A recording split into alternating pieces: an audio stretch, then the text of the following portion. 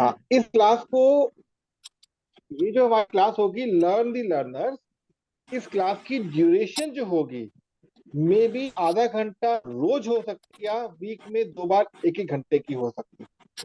ये भी डिसाइड नहीं किया है, आप लोग की परमिशन के अकॉर्डिंग ही होगा। और जो दूसरी क्लास शुरू होगी उसका मतलब क्या हो, उसका पर्पस क्या होगा? Train the trainers, train trainers. ये 2 क्लासेस आपकी शुरू होंगी, जिससे पहली क्लास के अंदर हम साइकोलॉजी को ही पढ़ेंगे, व्हाट इज ह्यूमन लॉजी। और दूसरी क्लास में हम लोग सीखें कम्युनिकेशन क्या होता है। तो जिन लोगों को भी लैंग्वेजेस समझनी है, सीखनी है, समझानी है, उनके लिए सेकंड क्लास बहुत इंपॉर्टेंट है। तो अगर बात करते हुए मैं माइक हैंड ओवर करूंगा दिनेश जी एंड रितांजलि जी को, आप अपने अकॉर्डिंग शुरू कीजिए प्लीज। Okay sir. तो सबका नमस्कार। मेरी सर का, तिवारी सर का धन्यवाद कि उन्होंने ये चांस दिया मुझे।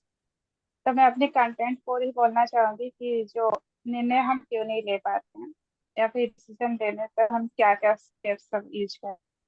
तो जैसे कि हमको मतलब हम लोगों को प्रति मुहूर्त में कुछ ना कुछ डिसीजन लेने होते हैं। तो चाहे वो कोई हाउस, फिर कोई बिजनेसमैन हो, कि कोई स्टूडेंट हो, या फिर कोई साधारण व्यक्ति, हर किसी को हमारे प्रति मुहूर्त में हमें कुछ ना कुछ डिसीजन लेने होते हैं। तो ये डिसीजन ही है जो हमें दिशा दिखाती है, और ये डिसीजन ही है जो हमारी डेस्टिनी भी बनाती है। तो जब हम ये डिसीजन लेते हैं, तो हमारे अंदर कोई, जब ये डिसीजन लेने की कोई कमी होती है, तो हमें बहुत सारी मुश्किलों का सामना करना पड़ता है। जब बहुत सारे लोग होते हैं जो छोटी छोटी चीजों में फ्यूज हो जाते हैं, तब हमें दूसरों पे डिपेंड करना पड़ता है, दूसरों की सलाह लेने की जरूरत होती है। और दूसरों की सलाह लेने से भी बहुत सारे प्रॉब्लम होती है, क्योंकि अगर हम किसी बात को जाकर 5 लोगों से पूछें, तो फिर 4 लोगों ने कर ले बोल दिया, और फिर एक ने बोल दिया, अपने हमको डरा दिया। तो फिर हम, मतलब वो नेगेटिव चीज हमारी माइंड रिकॉर्ड कर लेता है, और वो नेगेटिव चीज हमारी सारी चीजों पर हावी हो जाती है। तो इसमें भी थोड़ी सी प्रॉब्लम होती है। तो मैं आपको कुछ स्टेप्स ऐसे बताऊंगी जो कि आपको अपनी जीवन की छोटी मोटी निर्णय लेने में, या फिर कोई पावरफुल निर्णय लेने में सहायक होगा। तो पहली चीज जो है, हम जो भी डिसीजन लेते हैं अपनी जिंदगी में, तो हम दिमाग में सोचते हैं। और जो चीज हम अपने दिमाग के अंदर रख के सोचते हैं ना, तो वो चीज, वो दिमाग हम सर वही दिखाती है जो हम सोचना चाहते हैं। तो वही चीज, मतलब वो चीज जो हम खुद सोच के रखते हैं, हमारा दिमाग अक्सर हमें निगेटिव दिखाती है। हमारे दिमाग अक्सर फियर ऑफ अननोन पर हावी होने देता है, जिसके तहत हम कोई निष्पक्ष डिसीजन नहीं ले पाते। और डिसीजन लेने में हम दूसरों की सहायक हो, दूसरों से मदद लेने की बहुत ज्यादा जरूरत पड़ती है, दूसरों की सलाह लेने की जरूरत होती है। ऐसे कि कोई कभी पहने तो फिर कैसे दिख रहा है, ये हम जाके दूसरों पे डिपेंड करते हैं। तो पहला सजेशन मैं दूंगी कि जब हम कोई चीज चीज को लेकर कंफ्यूज होते हैं, तब उसको पहले पेपर और पेन पे लिख लें, उसकी प्लस और माइनस को नोट कर लें। जाके हमें पूरा साफ साफ दिखाई देगा, जो कि हमें पूरा पता है कि क्या हमारे बैड चॉइसेस हैं और क्या गुड चॉइसेस हैं। तो फिर हम उनसे, उस बैड चॉइस में, गुड चॉइस में, हम जब हम साफ साफ दिखाई देगा हमें, तो हमें पता चलेगा कि इसमें से कौन, मतलब कौन सा हम महज इमोशन के लिए ली गई है, या फिर कौन शॉर्टकट के लिए लिया है, या फिर कौन हम मोह माया में आके ले गए हैं, जिसमें हमारे नेक्स्ट आने वाले फ्यूचर में, या नेक्स्ट आने वाले सालों में हमारे लिए कौन सा प्रॉफिट ला, कौन सा डिसीजन हमें लॉस दिलाएगा। ये सारी चीजें हमें वहां से साफ साफ दिखाई देती। तो फिर हम क्या करेंगे, उनमें से जितने भी बैड चॉइस हैं उनको माइनस कर देंगे। क्योंकि जितने हमारे चॉइसेस कम होंगे, हम हमारे डिसीजन लेना उतना अच्छा होगा। क्योंकि ज्यादा ऑप्शन ही हमें डिसीजन लेने में ज्यादा कंफ्यूजन दिलाती है। तो सेकंड चीज मैं बोलना चाहूंगी कि take decision as per the present factor. आज हमारे पास जितने पैसे हैं, जितने साधन संसाधन है, या फिर जितना हम मैनेज कर सकते हैं, उसी के बेसिस पर हम कोई निर्णय ले डालें। आज जो हैं जैसे हैं और जहाँ भी हैं, हम वहां से काम करना शुरू करें, ताकि बस तो कई बार ऐसा होता है कि हम कोई डिसीजन लेने के लिए अच्छे दिन का इंतजार करते हैं, परिस्थिति अनुकूल होने का इंतजार करते हैं, जब कोई अच्छा दिन आएगा ही नहीं, कि कोई परिस्थिति हमारे लिए अनुकूल होगा ही नहीं, और जब हो भी गया तो हमारे पीछे वाले लोग हमें छोड़ के आगे निकल जाएंगे और हम पीछे रह जाएंगे। तो नेक्स्ट होता है कि हमें छोटे छोटे डिसीजन लेना करना चाहिए। जब हम छोटे छोटे डिसीजन लेते हैं तो हम निर्णय लेना सीखते हैं धीरे धीरे।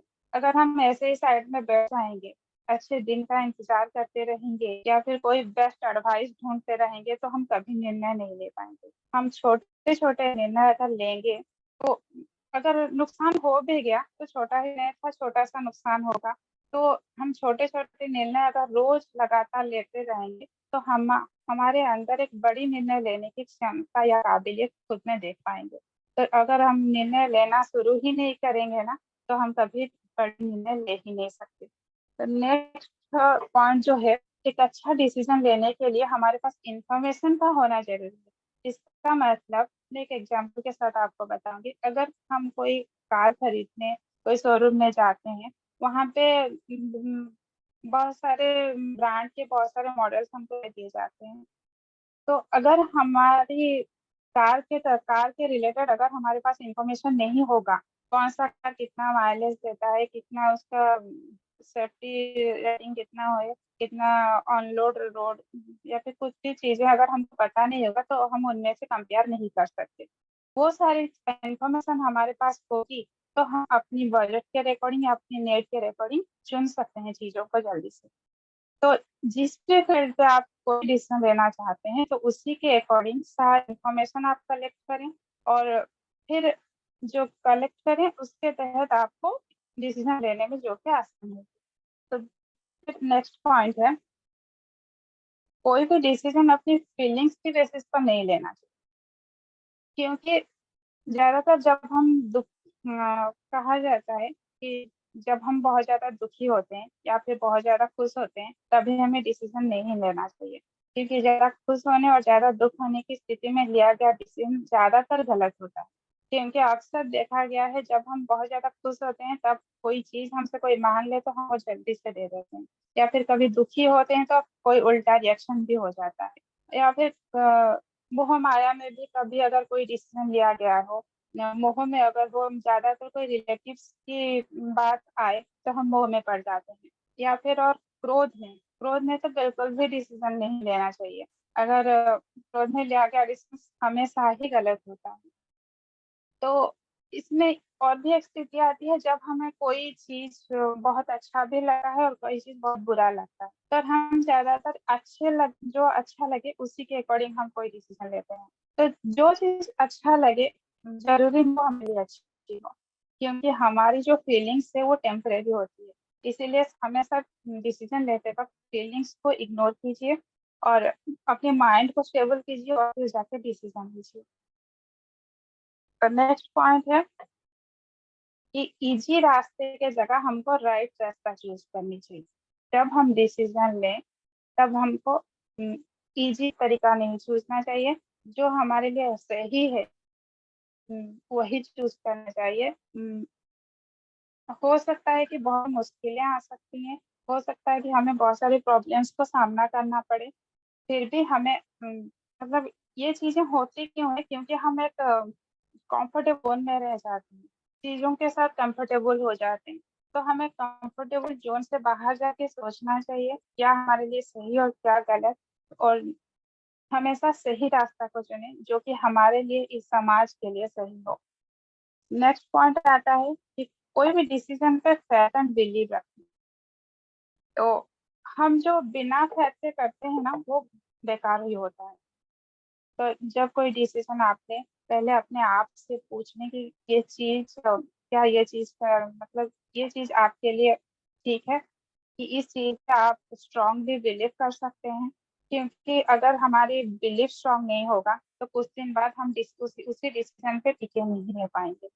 तो इसीलिए जो भी चीज करते हैं उसी पे पूरा फेथ रख के करें, बिलीव रख के करें, और जब कोई डिसीजन लें तब खुद पे भरोसा होना चाहिए और भगवान पे जरूर विश्वास रखें। तो लास्ट में मैं बोलना चाहूंगी कि जब हम कोई डिसीजन लेते हैं, चाहे वो 200 रुपये का हो या 2000 रुपये की, कहीं पे 2 घंटे टाइम देने का हो, कहीं पे कि 2 दिन के टाइम देना हो, तो हम कहीं पे अपना प्रॉफिट और लॉस जरूर देखें, जरूर कैलकुलेट करेंगे, क्योंकि वो सबसे ज्यादा जरूरी है। क्योंकि आगे जाके हम जो करते हैं वो हमारे फ्यूचर के लिए बहुत ज्यादा जरूरी होती है। एक स्टूडेंट की बात बोले, जब एक स्टूडेंट को, अक्सर ऐसा होता है कि ज्यादातर स्टूडेंट को मोबाइल देखना अच्छा लगता है, पढ़ना अच्छा नहीं लगता है, बोरिंग लगता है उनको। लेकिन उनको तभी ये सोचना चाहिए कि उनकी फ्यूचर के लिए क्या अच्छा है, तो उनको आगे जा क्या उनको मदद कर सकता है। टीवी या मोबाइल देखना ये तो मदद नहीं करेगा, कुछ पढ़ाई कर लें तो उनकी ब्रेन में भी डेवलपमेंट हो जाएगी, उनको ये कुछ नॉलेज भी मिल जाएगी, तो वो आने वाले कल के लिए और उनके लिए अच्छा रहेगा।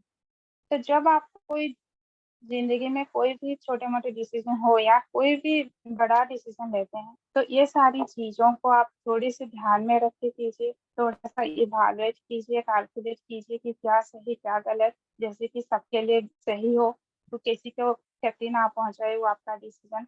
ऐसा ही डिसीजन ले ताकि आगे जाके आपको आपके डिसीजन पर गर्व हो सके और आप अपने जीवन में बैलेंस रख के खुश रह सकें और सक्सेस पा सकें।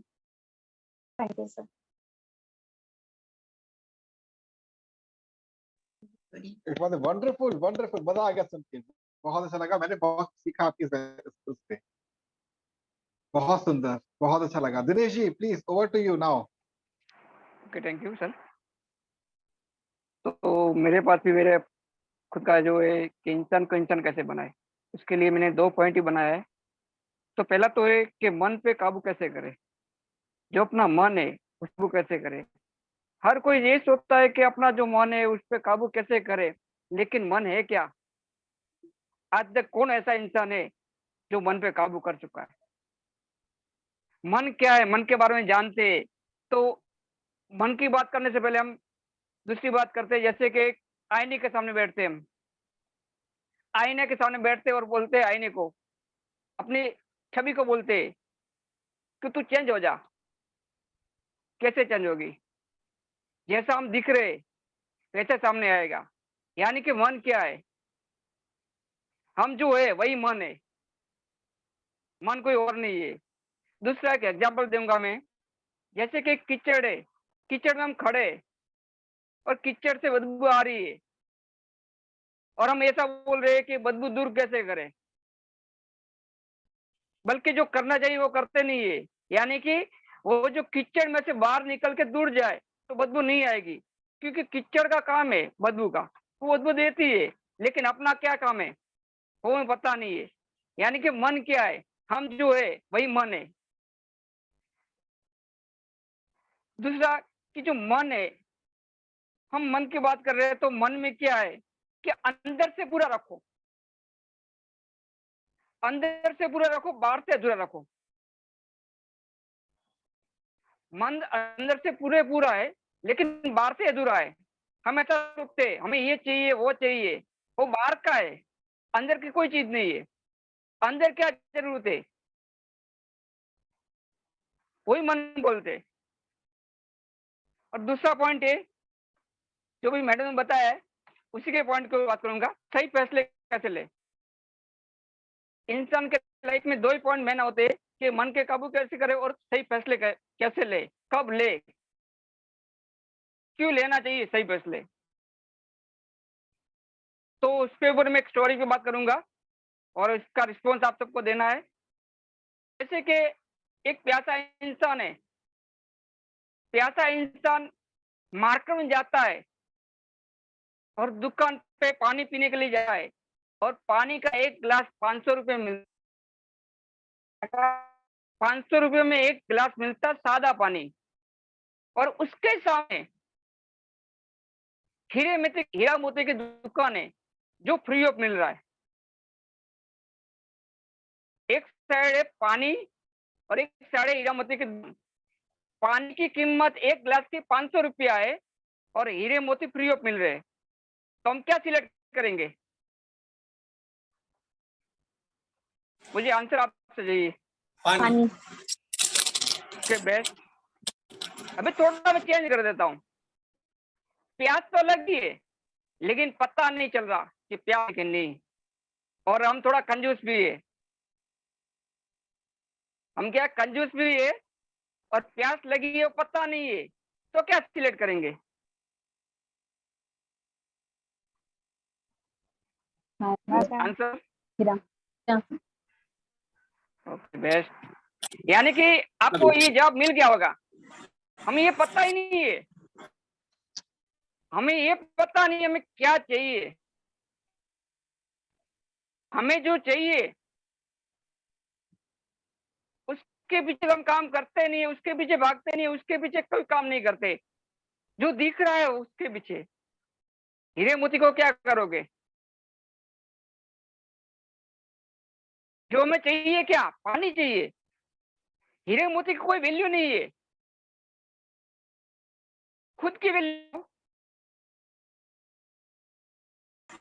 क्योंकि प्यास लगी है तो पानी पीना पड़ेगा। हमें चाहिए क्या?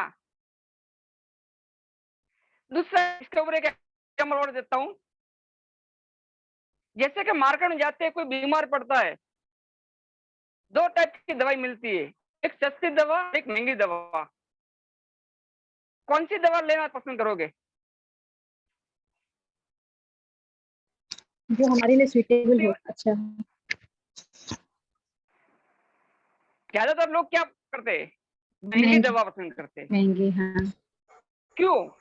उनको ये पता नहीं कि हमें जरूरत क्या है। हमें जो जरूरत है वही पर सिलेक्ट करे। जैसे क्यों ऐसा करते? वो ऐसा सोचते हैं कि महंगी दवा अच्छी होती है, सस्ती दवा अच्छी नहीं होती। तो हवा फ्री मिलती है, हवा क्यों लेते हो? हवा नहीं लेनी चाहिए। हवा का कोई चार्ज नहीं है, फ्री ऑफ मिलती है, वो क्यों ले रहे हैं हम?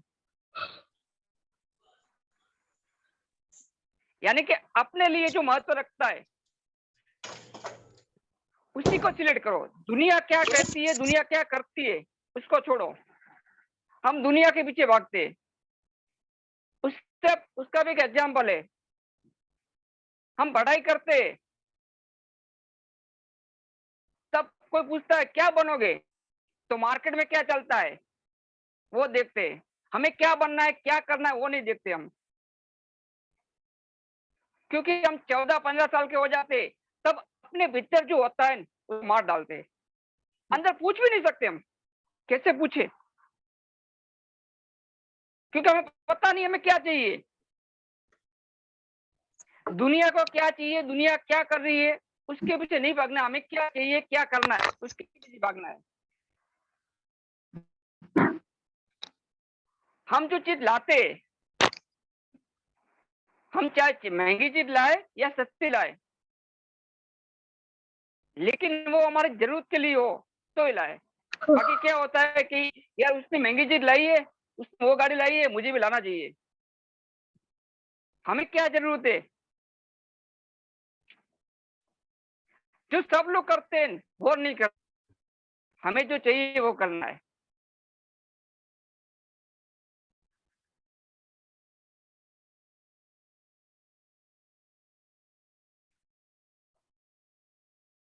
हमारे पास दो चीज होता है, एक होता है एक नहीं होता है।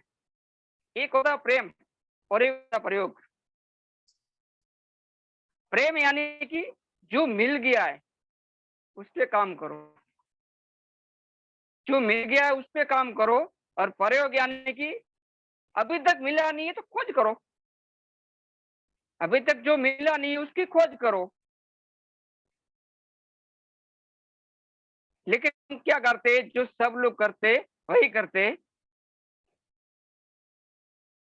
और सर जी मेरा ये दो ही पॉइंट था इसके ऊपर, लेकिन इसके अलावा मैंने थोड़ा पॉइंट अलग बनाया है। क्योंकि हम सब लोग नेटवर्क मार्केटिंग कर रहे हैं, तो नेटवर्क मार्केटिंग पे मैंने पॉइंट बनाया है कि हम नेटवर्क मार्केटिंग करते हैं और रियल लाइफ भी हम उसकी तरह यूज कर सकते हैं, उसकी तरह जी सकते हैं। तो रियल लाइफ बोलो, नेटवर्क मार्केटिंग बोलो, चाहे जो भी बोलो, 7 आवर से चलती है लाइफ। 7 आवर बोले तो पहला है आर रिक्वायरमेंट, रिक्वायरमेंट करना पड़ेगा। हर रोज किसी ना किसी को मिलना पड़ेगा। नेटवर्क मार्केटिंग क्या करते हम, ट्रेनिंग करते, और इसमें मान लो कि किसी को मिलते, वो भी अपने रिलेशन में ज्वाइन होता है। दूसरा आर होता है रिटेनमेंट, और तीसरा आर होता है रिटेलिंग। रिटेलिंग यानी कि हर रोज जो बंदा पूरा वाला बंदा है, नया बंदा है, उसको रिटेल करना पड़ेगा। अब लाइफ की बात करके ऐसा जरूर नहीं है सामान बेचो, अपने दिल की बात उसको जो अच्छी लगे वो रिटेल नहीं कर सकते। चौथा आ रहा है रिपर्चेज, जिसको वो बात समझाएगी वही समझे, वापस समझा सके, और वो नेटवर्क मार्केटिंग में प्रोडक्ट रीपरचेज कर सकते हैं। पांचवा आ रहा है रीएक्टिवेशन। वो होता है कि पुराने पहले 5 साल पहले 2 साल पहले बंदा मिला, हाय हेलो की थी, बातचीत की थी, लगा भूल गए, उनको जाके याद लो। और छठा होता है रिकॉर्ड मेंटेन। हम कोई भी काम करते हैं रिकॉर्ड मेंटेन करना चाहिए। जब तक रिकॉर्ड मेंटेन नहीं करेंगे तो अपनी लाइफ नहीं चलेगी। और सातवां होता है मेन रिलेशनशिप। इस सब कुछ जो भी चलता है रिलेशन पे चलता है, क्योंकि जब तक हम रिलेशन नहीं बनाएंगे तो नहीं तो अपनी लाइफ चलाएंगे, नहीं कोई धंधा करेंगे, नहीं कोई बिजनेस चलेगा। कोई भी काम ले लो, चाहे नेटवर्क मार्केटिंग हो, कोई बिजनेस हो, चाहे घर का कोई भी काम हो, लेकिन रिलेशनशिप मेंटेन करेंगे तो ही हम सक्सेस होंगे। बस सर, मैंने यहाँ तक की तैयारी की थी।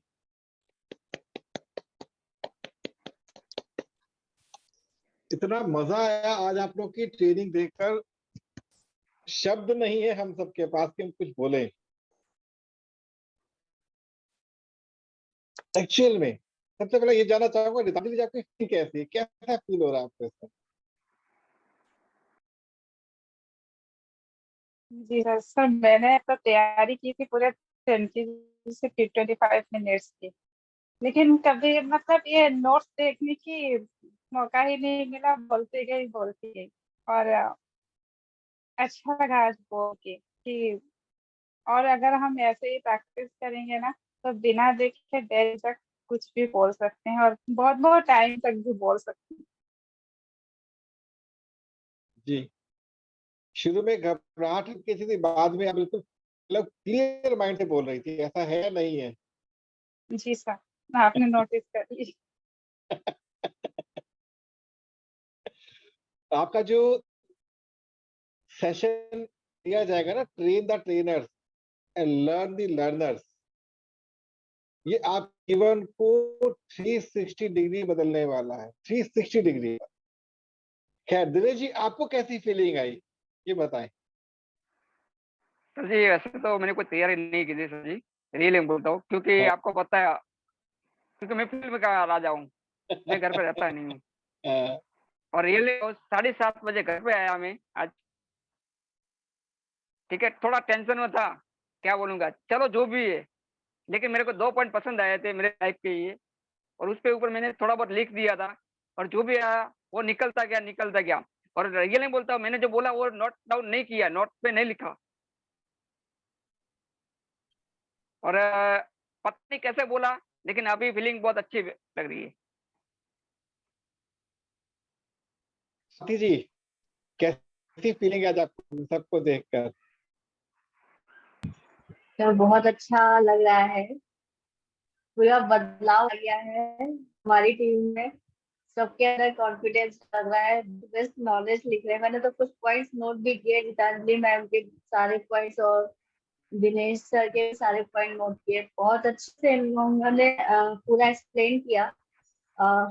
बस यही है कि सीखने और सिखाने का ये प्रोसेस बहुत ही अच्छा लगने लगा है और सबको मजा भी आने लगी है। आई थिंक सब लोग अब जिनको डर लग भी रहा होगा वो भी निडर हो गए हैं, उनका भी कॉन्फिडेंस हाई हो गया होगा। जो सबसे पहली बार हम कोई काम करते हैं तो थोड़ा डर तो लगता ही है, लेकिन एक बार डर हट गया फिर डर गायब ही हो जाता है। Yes sir. बाकी thank you ma'am, Gitanjali ma'am and Dinesh sir, इतनी ग्रेट नॉलेज देने के लिए हमें। अपनी नॉलेज इस तरह से प्रोवाइड किया आपने कि मैं तो आज बहुत एक्साइटेड थी लेने के लिए। मैं आधे घंटे पहले से बैठी थी मोबाइल लेके कि आज तो मुझे दो नए लीडर्स की लर्निंग देखनी नहीं, सीखनी है। सॉरी, हम ही है सबसे, कोई भी हो हमें बेस्ट नॉलेज दे वो हमारे लिए बेस्ट ही होता है। Thank you sir. बाकी आज के लिए इतना ही, आपने बोलने का मौका दिया, thank you sir. Narottam ji please.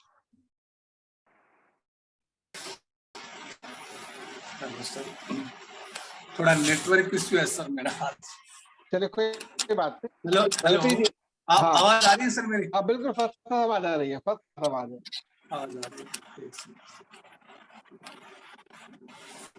Thank you Geetanjali जी और दिनेश जी, बहुत अच्छा दिया आपने अपना टॉपिक पे, नोट डाउन भी किया कुछ पॉइंट मैंने, बहुत शानदार किया।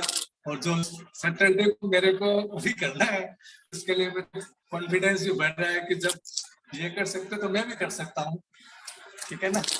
लेकिन अभी एक बार थोड़ा सा मन के अंदर थोड़ा अलग सा महसूस हो रहा है कि कैसे करेंगे। लेकिन जो सर ने ये मंच प्रोवाइड किया है उसके जरिए हम सभी आगे बढ़ेंगे, ऐसा एकदम पूरा विश्वास है मेरे को। थैंक यू एक बार और आप सबको। मधुस्मिता जी प्लीज। बहुत ही बढ़िया रहा दोनों का आज का सेशन, बहुत ही बढ़िया रहा। दिल्ली मैम ने जितना हमें जानकारी दी है बहुत ही बढ़िया रहा, और दिनेश सर ने भी बहुत ही अच्छा उनका सेशन रहा आज का। मुझे तो बहुत कुछ सीखने को मिला, और बस हाँ, बस यही कहना चाहूंगी कि बहुत अच्छा लगा सर, मुझसे कहीं बेटर थी मैं तो कई बार अटक रही थी आप अटक नहीं रहे थे, आप अपने को झटक रही थी, कुछ निकल जा भाई, कुछ निकल ही नहीं रहा था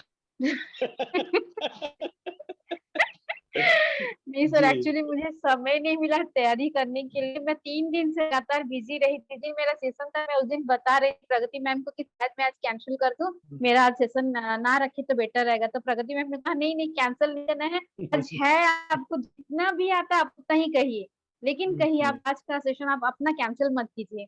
तो फिर मैं बोलने लगी सर, फिर मैं बहुत ही मैं वाकई में बिजी थी, बहुत समय नहीं मिला मुझे कुछ तैयारी करने के लिए, इसीलिए सर। Great great great.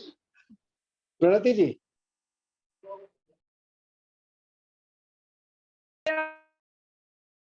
जी सर, बहुत अच्छा लगा सुनकर रिटर्न मैम को और दिनेश सर को। पता नहीं मेरा सेशन कैसा होगा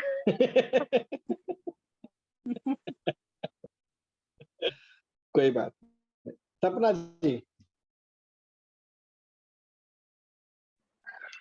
हाँ जी सर, नमस्कार सर। सर मैंने दिनेश सर को तो ज्यादा नहीं सुन पाई थी, मैं थोड़ा नेटवर्क इशू हो गया, मैं बार बार कनेक्ट हो रही थी, डिस्कनेक्ट हो रही थी। लेकिन गीतांजलि मैम को मैंने सुना, उन्होंने जो डिसीजन मेकिंग के बारे में बताया वो काफी अच्छा बताया। लेकिन उससे भी इम्पोर्टेंट था कि वो जैसे बोल रही थी, अपने आप को एक्सप्रेस कर रही थी, बिना किसी हेजिटेशन के सामने आराम से बोल रही थी, कंफर्टेबल होके। वो चीज बहुत अच्छी लगी कि धीरे धीरे हेजिटेशन दूर हो रही है, हमारी टीम के सारे लीडर्स डेवलप हो रहे हैं। अब सब जब हम यहाँ पे बोल पा रहे हैं धीरे धीरे कुछ लोगों के सामने, तो हजारों लोगों के सामने भी बोलने के लिए तैयार होंगे बिल्कुल। तो ये देख के बहुत अच्छा लगा कि सब में कॉन्फिडेंस बिल्ड हो रहा है, सेल्फ कॉन्फिडेंस आ रहा है, जो पहले हमारे अंदर नहीं वो बिल्ड हो रहा है, हम अपनी बातें रख पा रहे हैं। जी प्रगति जी।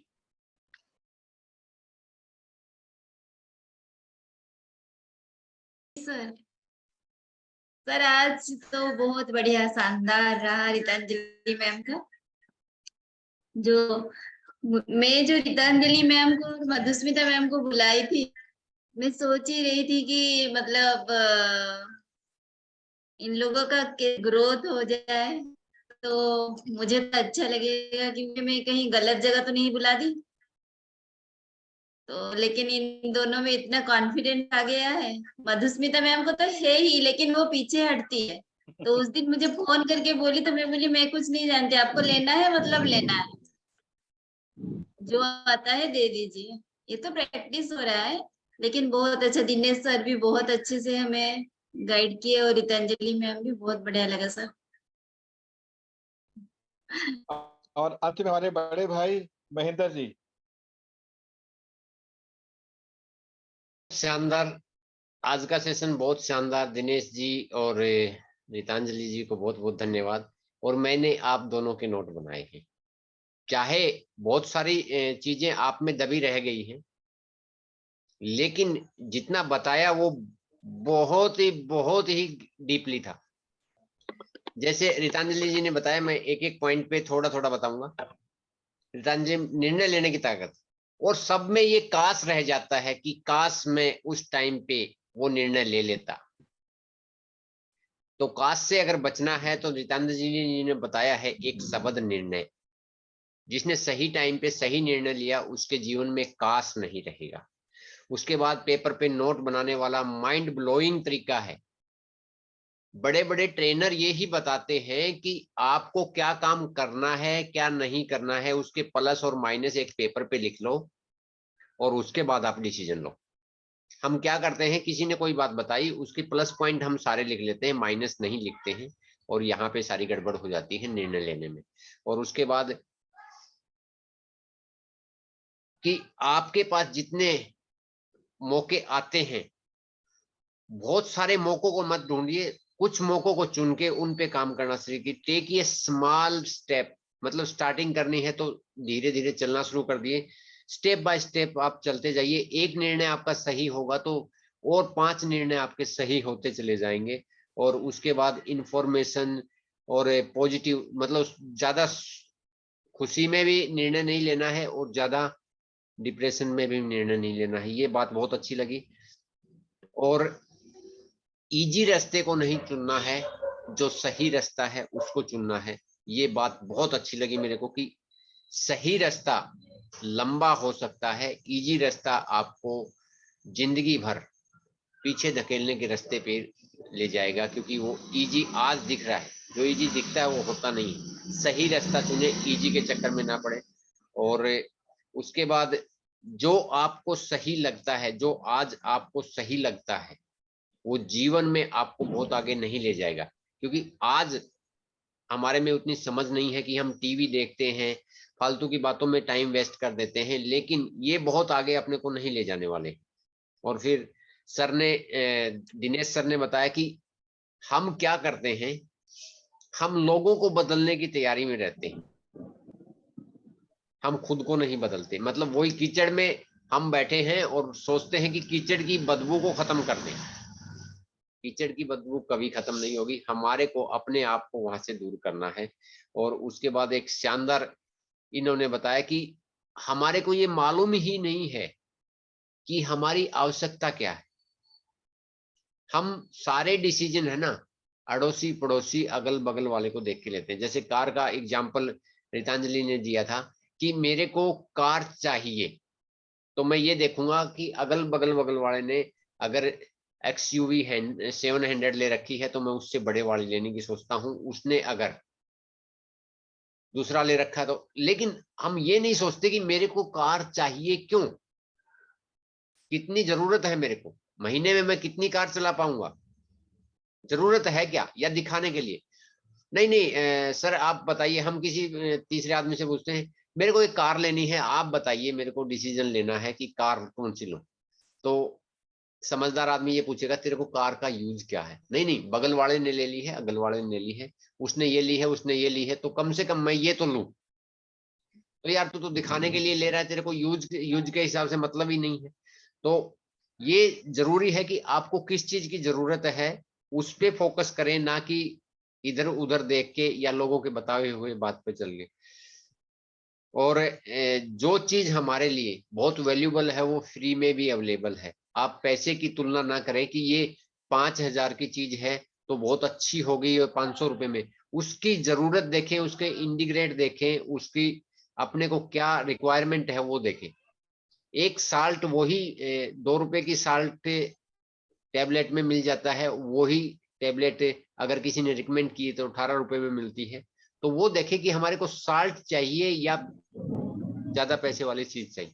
बहुत अच्छा इन्होंने एक्सप्लेन किया है, आज की शानदार मीटिंग ली है, और यही कॉन्फिडेंस मेरे को भी दे रहा है कि ये जो पिलर खड़े हुए हैं, जो फ्रंट लाइन के 6, 8, 10 पिलर जो हैं, इन पे जो आगे की बिल्डिंग बनेगी, विजन मेरे को बहुत ब्राइट नजर आ रहा है सबका। हाँ, सबको अपने आप पे विश्वास जो आना शुरू हुआ है, ये बड़ी बात है। दूसरे लोग क्या सोचते हैं हमारे बारे में, इसकी टेंशन नहीं लेना है। Thank you very much. Over to sir. बहुत सुंदर आपने सारांश दिया भला सुनकर। सबसे पहले तो मैं मधुस्मिता जी को एक बात कहना चाहूंगा, जो लास्ट टाइम टॉपिक इन्होंने शेयर किया था कि हम लोग माइंड में ऑक्सीजन नहीं पहुंचाते हैं, जो कि पूरा, क्योंकि मैं एक्चुअली ट्रैवल पर हूँ काफी समय, तो मैं बहुत सी चीज रिकॉल नहीं कर पाऊंगा। और ऑब्वियसली जब मैं दिल्ली पहुंचूंगा आपके सेशन दोबारा देखूंगा, मेरी रिकॉर्डिंग मुझे बहुत इच्छा है दोबारा देखने की, क्योंकि ट्रैवलिंग वो माइंड सेट नहीं हो पाता। लेकिन मैं एक बात उस समय कहना चाहता हूँ, आप कहूंगा, हम जब डीप ब्रीदिंग करते हैं, इसको नोट कीजिए, बहुत इंपॉर्टेंट चीज है। जब डीप ब्रीदिंग करते हैं हम लोग, तो जो ऑक्सीजन होती है हमें नाभि को टच करती है, और यहाँ पर एक फॉर्मूला काम करता है हुक्के का। हुक्के की जड़ में पानी होता है और ऊपर धुआं होता है। हुक्के की जड़ में पानी होता है, ऊपर धुआं होता है। सिमिलरली हमारी ऑक्सीजन जो ब्रेन में जाने वाली होती है, वो नाभि के थ्रू जाती है। डीप ब्रीदिंग हमारे को ये बेनिफिट देती है। उसको मैं कोरिलेट करूंगा रितांजलि जी के आज के सेशन के साथ। रितांजलि जी ने कहा निर्णय लेने की क्षमता। आप सभी लोगों ने गाड़ी देखी है। अब गाड़ी के सामने 2 लाइट्स होती है, हमेशा हमने नोट करना, 2 लाइट्स हमें होती है गाड़ी के अंदर। अब वो जो 2 लाइट्स होती हैं, वो आगे जाके मैच करे तो पॉइंट के ऊपर, तो हम उतना ही निर्णय ले सकते जहां तक वो लाइट जा रही है। हम उतना ही निर्णय ले सकते हैं अपनी गाड़ी को चलाने का जहां तक लाइट जा रही होती है। और हर थोड़ी थोड़ी देर बाद गाड़ी लाइट आगे जाती रहती है, गाड़ी को आगे चलाते रहती है। तो यदि आप लंबी दूर का नहीं सोच सकते, तो जहां तक सोच रहे हो तो क्लियर करते हुए चले, एकदम क्रिस्टल क्लियर करते हुए चले, तो आपके निर्णय बहुत ही अच्छे दिशा की ओर आपको लेकर जाएंगे। बिल्कुल ठीक है रितांजलि जी आपने, कि हमको इजी नहीं रियल डिसीजन लेने। देखिए कब मिलेंगे, जब अपने अंदर के प्रकाश को हम जगाएंगे। और कैसे जागेगा, जब खुद का विश्वास हमारा मजबूत हो जाएगा। और दिनेश जी ने बहुत अच्छी बात कही कीचड़ वाली, तो थोड़ा सा ऐड करूंगा अपनी बात को। यदि मैं कीचड़ में फंस गया हूं, तो सबसे पहले कीचड़ से मुझे बाहर निकलना, सबसे पहले। उसके बाद कुछ ऐसा करना कीचड़ समाप्त हो जाए, तब मैं मानूंगा कि मेरी सही सफलता हुई है। कीचड़ ही समाप्त हो जाए, भविष्य में कोई कीचड़ को ना देख पाए। अर्थात यदि मुझे लगता है समाज में गंदगी है, तो गंदगी को उससे दूर नहीं भागना, खुद को इतना डेवलप कर लेना है कि गंदगी दूर चली जाए, ऑटोमेटिक समाप्त हो जाए। यहाँ पे एक लाइन रखो, जो लाइनें मैंने अपनी लाइफ में अप्लाई करता हूँ। एक फरिश्ते से बला मिली, एक फरिश्ते से बला मिली, फरिश्ते ने झटक कर कहा कि है बला तू दूर हो जा, वरना मैं कहीं खराब ना हो जाऊं। बला ने बड़ी विनम्रता से कहा कि ऐ फरिश्ते, तू तो खुदा का नूर है, कुछ ऐसा कर कि तेरे साथ से मैं भी धन्य हो जाऊं। तो कोशिश करनी यही है कि जो हमारे समीप आ जाए वो भी धन्य हो जाए। हम कुछ नहीं है, हम केवल एक दीपक बन सकते हैं। दीपक सूर्य का मुकाबला तो नहीं कर पाएगा, लेकिन एक अंधकार वाले कमरे को प्रकाश में बदल सकता है। तो थोड़ा सा मैं अनाउंसमेंट कर देता हूँ आपको कि हमारा होने वाला क्या है। शनिवार को हमारा जो सेशन होगा, उसको नवरत्न जी और स्वाति जी ने मिलकर लेना है, वापस से प्रैक्टिस करेंगे। लेकिन कुछ और अनाउंसमेंट है। 7:30 से 8:30 के बीच में हम लोग अपने प्रोडक्ट को लॉन्च करने जा रहे हैं। और इस प्रोडक्ट की जो विशेषताएं 3 आपको अभी बता देता हूँ, बहुत बड़ी विशेषताएं हैं। कि पहली बार ऐसा प्रोडक्ट मार्केट में आ रहा है जो कि ISO सर्टिफाइड प्रोडक्ट है, कंपनी नहीं, प्रोडक्ट सर्टिफाइड है, जो कोई नहीं होता। दूसरी चीज, हम इस प्रोडक्ट में शेयर की मोहर लगा के देंगे भारत सरकार से, कोई नहीं दे सकता। और तीसरा, सरकार की गाइडलाइन से भी ये 3 गुना आगे काम कर रहा है, 3 गुना आगे। तो ये एक ऐसी चीज हम लेके आ रहे हैं जो आपके केवल कुछ को ही नहीं, आपकी जो लाइफ की एक जो विजन को बदल के रख देगी, ऐसी चीज आ रही। और इसमें आपको क्या मिल सकता है, इसकी कल्पना भी आप नहीं कर पाते। तो इसका हमारा 7:30 से 8:30 सेशन रहेगा, जिसमें कंपनी के एक्सपर्ट्स आके आपके सामने कुछ प्रेजेंटेशन देंगे, छोटी, बाकी का हम लोगों ने कर दी है। और उसके ठीक खत्म होते ही कोशिश करेंगे इसको आधे घंटे, पौने घंटे वाइंड अप कर दें हम लोग। और उसके पीछे कारण क्या है कि 7:30 से 8:30 अनुराधा नक्षत्र है और लाभ का शुभ मुहूर्त, बहुत ही अच्छा दिन है, इसलिए इसको उस दिन हम लॉन्च करने जा रहे हैं। और उसकी ठीक बात हमारी स्वाति जी और नवरत्न जी तैयार रहेंगे अपने सेशन के लिए। इनका सेशन वाइंड अप होते हैं, हम सेशन को वाइंड अप। तो आई होप आप लोगों ने एंजॉय किया। और अब मैं आप लोगों से विदाई चाहूंगा, क्योंकि मेरी ट्रेन है 1 घंटे बाद, मुझे उसके लिए भी निकलना है, और दिल्ली आपसे मैं कल रात को। और बहुत बहुत धन्यवाद आप सभी लोगों ने, आपने अपना बहुमूल्य समय दिया। और मेरी बात पे विश्वास मानिएगा, बालाजी कृपा से जुलाई बेस्ट जाने वाला, पूरे जुलाई बेस्ट जाने वाला, बहुत मजा आने वाला जुलाई में। ठीक है, thank you so much all of you. नमस्कार सबको, नमस्कार, thank you so much, thank you so much, thank you so much. Okay okay. Sorry.